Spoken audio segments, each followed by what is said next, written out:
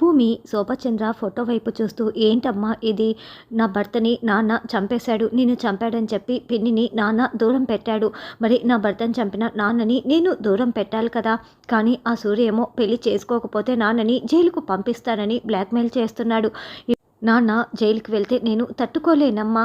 కానీ నా భర్తను చంపేసిన నాన్న ఇలా చేస్తే నాకు ఎంత బాధగా ఉందో. అసలు నేను ఏం చేయాలమ్మా, ఏం చేయాలి చెప్పు అని భూమి ఫోటోని పట్టుకొని ఏడుస్తూ ఉంటుంది. అప్పుడే శరత్చంద్ర అటుగా వెళ్తూ అక్కడికి వచ్చి, అమ్మ భూమి ఏంటి, అమ్మ గుర్తుకొచ్చిందా ఏంటమ్మా, ఏమైంది, ఎందుకు ఏడుస్తున్నావు?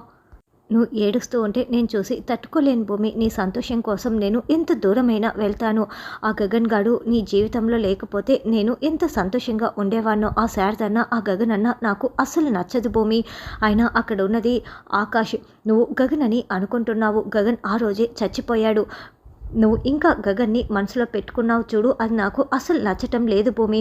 కానీ అక్కడ ఆకాష్ ఉండని, గగన్ ఉండని, నాకు అవన్నీ అనవసరం. గగన్ మాత్రం నీ జీవితంలో ఉండటం నాకు అస్సలు ఇష్టం లేదు.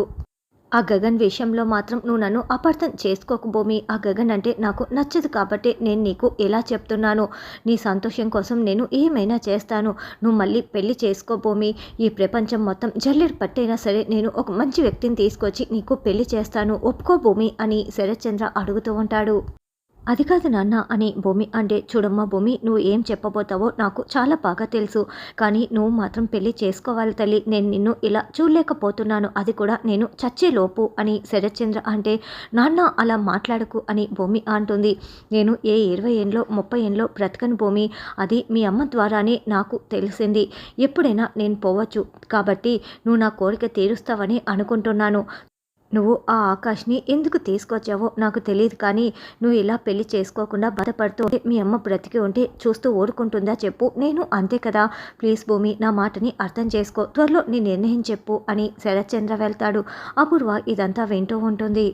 నాన్నకి నాపై ఎంత ప్రేమ ఉందో నువ్వు కూడా చూస్తున్నావు కదమ్మా. అలాంటి నాన్నని నేను ఎలా దూరం చేసుకోగలను చెప్పు. అలాగని నాన్న అడుగుతున్న దాన్ని నేను చేయలేను. నాన్న పెళ్లి చేసుకోమని చెప్తున్నాడు. గగన్ బావే నా జీవితం. అలాంటిది నేను ఎలా పెళ్లి చేసుకుంటాను చెప్పు. కానీ గగన్ బావ నా జీవితంలో లేడు. కానీ ఇప్పుడు నాన్నని కూడా ఉన్న పలంగా నేను దూరం చేసుకోలేను కదా.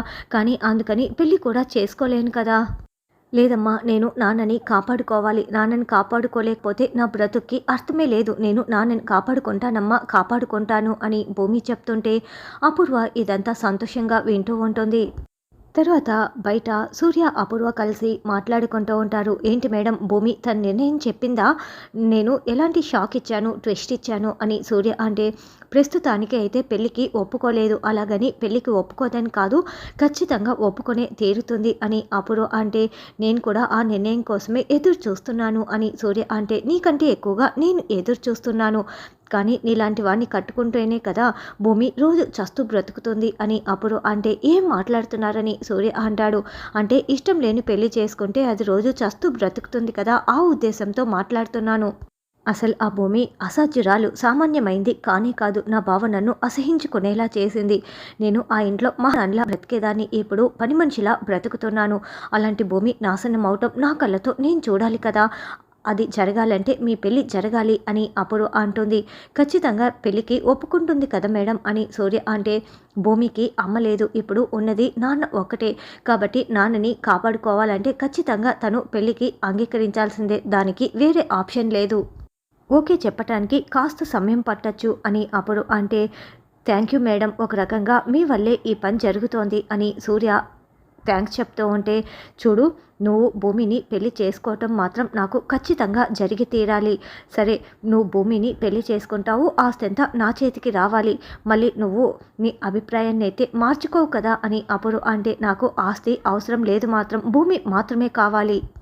నాకు భూమి కంటే ఆస్తి ఏ మాత్రం ముఖ్యం కాదు. భూమి ఏ ఆస్తితో సమానం అని సూర్య చెప్తాడు.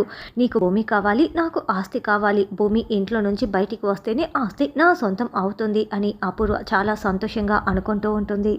తర్వాత భూమి గగన్ని తలుచుకుంటూ అతను చూసుకుంటూ రెడీ అవుతూ ఉంటుంది.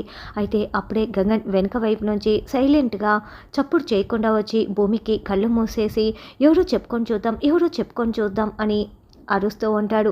హే వదులు వదులు, నీ ఆటలు నా దగ్గర కాదు అని భూమి విసుక్కుంటూ ఉంటుంది. అరే ఎవరో చూద్దామని అడుగుతుంటే, మీరేంటండి ఇలా విసుక్కుంటున్నారు అని గగన్ చేతులు వదిలేస్తాడు. అదేంటండి, గగన్ని చూడగానే మీరు ఎగిరి గంతులు వేస్తారనుకుంటే ఇలా విసుక్కుంటున్నారేంటని గగన్ నిలదీస్తూ ఉంటాడు. రెస్టారెంట్లో చెప్పిన విషయం మర్చిపోయారా అని భూమి వార్నింగ్ ఇస్తూ ఉంటే, యాసిడ్ పోస్తానన్న భూమి మాటలు గుర్తుకు తెచ్చుకొని, ఏంటండి, ఎవరైనా ఏదైనా తప్పు చేస్తే క్యూట్గా చెప్పాలి కానీ ఇలా వేడివేడిగా ఉన్న సూపుని పోసేస్తారా? ఇంకా ఆ వేడి తగ్గలేదు, నొప్పి తగ్గలేదు తెలుసా అని గగన్ అంటాడు. అంటే మీకు గగన్ మీద ఇష్టం లేదు కదా, గగన్ లాగా హెయిర్ కట్ చేయించుకొని మరీ వచ్చాను, మీరు ఇలా చేస్తున్నారంటే మీకు గగన్ మీద ఇష్టం లేదు అని గగన్ చెప్తాడు. చూడండి, గగన్ గారి మీద నాకు ఇష్టం ఉందో లేదో మీకు చెప్పాల్సిన అవసరం నాకు లేదు అని భూమి బాధపడుతూ ఉంటే, భూమి గారు మీరు ఎప్పట్లా సంతోషంగా లేరు, ఎందుకో బాధపడుతున్నారు. మామూలుగా గగన్ గురించి మాట్లాడితే మీ ముఖంలో స్పార్కింగ్ కనిపిస్తుంది, ఈరోజు అది కనిపించట్లేదు, ఏంటో చెప్పండి, ఎందుకు బాధపడుతున్నారు అని గగన్ అడుగుతూ ఉంటే, ఏం లేదని భూమి బుకాయిస్తూ ఉంటుంది. లేదు భూమి గారు, చెప్పండి, మీరు నన్ను గగన్ అనుకొని చెప్పండి అని మళ్ళీ గగన్ భూమికి దగ్గరగా వచ్చి చేయి పట్టుకుంటూ ఉంటే, ఏయ్ అని భూమి విదిలించుకుంటూ ఉంటుంది. చూడండి, నేను నార్మల్గానే అడుగుతూ మాట్లాడుతున్నాను, పట్టుకుంటున్నాను, మీరెందుకు ఇలా చేస్తున్నారు అని మళ్ళీ చేయి పట్టుకుంటూ ఉంటే, ఏయ్ వదలండి, మీరు బయట వాళ్ళ దగ్గర గగన్లా మాట్లాడి చేస్తే చాలు, నా దగ్గర కాదు, మీరు ఇలాంటి చేష్టలు అస్సలు చేయకండి అని భూమి అంటుంది. చూడండి భూమి గారు, బయట వాళ్ళ దగ్గర ఒకలా మీ దగ్గర ఒకలా నేను ఉండలేను, నేను యాక్చువల్లీ నిజంగానే గగన్ అనుకోండి, నేను గగన్లానే ఉంటాను మీ దగ్గర కూడా అని గగన్ చెప్తాడు. అంటే మీరు నన్ను గగన్లా మార్చేశారు కదా అని గగన్ అంటే, మీకు ఇంకా ట్రైనింగ్ అవసరం, మీరు బయట వాళ్ళ దగ్గర మాత్రమే ఉండాలి, నా దగ్గర కాదని చెప్తున్నా కదా. చూడండి, మా బావ డ్రెస్ స్టైల్ ఎలా ఉంటుందో, ఎంత మ్యాన్లీగా కనిపిస్తారో అలా ఉండాలి అని భూమి ఫోటోని చూపిస్తూ చెప్తూ ఉంటుంది. ఇవన్నీ మీరు అలవాటు చేసుకోవాలి అని భూమి మొబైల్లో గగన్ని చూపిస్తూ ఉంటే, అయితే 1 మినిట్ ఇప్పుడే వస్తాను అని గగన్ వెళ్తాడు. అయ్యో ఆగండి, మిమ్మల్ని ఎవరైనా బయట చూస్తే ఇంకేమైనా ఉందా, ఎందుకండి ఇలా హాల్లోకి పరుగులు పెడుతూ వస్తున్నారు అని భూమి కూడా పరుగులు పెడుతూ వస్తుంది.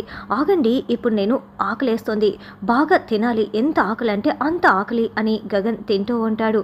అయ్యో ఎవరైనా చూస్తే ఇంకేమైనా ఉందా, ఎందుకండి ఇలా చేస్తున్నారు, గగన్ బావులా ఉండమని వీడియోలు చూపిస్తుంటే ఇలా తింటున్నారు ఏంటని భూమి టెన్షన్ పడుతూ ఉంటుంది.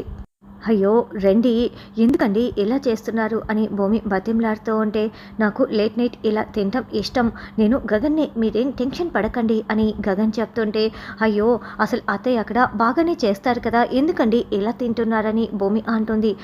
అమ్మ బాగానే చేస్తుంది, కానీ ఇలా లేట్ నైట్ తినడం నాకు ఇష్టమని చెప్తున్నా కదా, 2 మినిట్స్ ఆగండి అని గగన్ తింటూ ఉంటాడు. 2 మినిట్స్ భూమి గారు అయిపోతుంది అని గగన్ తింటూ ఉంటే, అప్పుడే శరత్చంద్ర అక్కడికి రావటంతో గగన్ని కిందికి తోసేసి లైట్ ఆఫ్ చేసి భూమి తింటున్నట్లు నటిస్తూ ఉంటుంది. అమ్మ భూమి, చీకట్లో తింటున్నావేంటి, ఎందుకు ఇప్పుడు తింటున్నావు అని శరత్చంద్ర అడగటంతో, అప్పుడు సరిగా తినలేదు నాన్న, అందుకే అని భూమి చెప్తుంది. సరే తినేసి వెళ్ళి రెస్ట్ తీసుకోమ్మా అని శరత్చంద్ర వెళ్తుంటే గగన్కి వెక్కిళ్ళు వస్తూ ఉంటాయి. ఇక భూమిని తనే వెక్కిళ్ళు పెడుతున్నట్లు నటిస్తూ ఉంటుంది.